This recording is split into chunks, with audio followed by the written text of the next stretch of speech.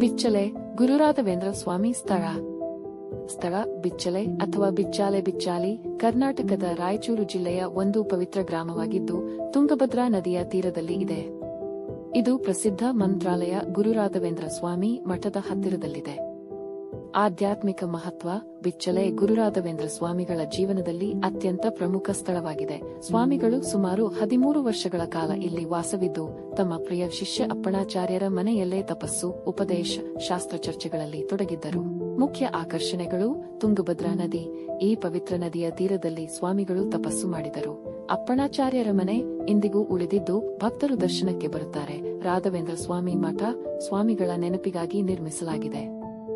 ರಾಘವೇಂದ್ರ ತೀರ್ಥ ಮಂಟಪ, ಇಲ್ಲಿ ಸ್ವಾಮಿಗಳು ಧ್ಯಾನಮಗ್ನರಾಗಿದ್ದರೆಂದು ನಂಬಲಾಗಿದೆ.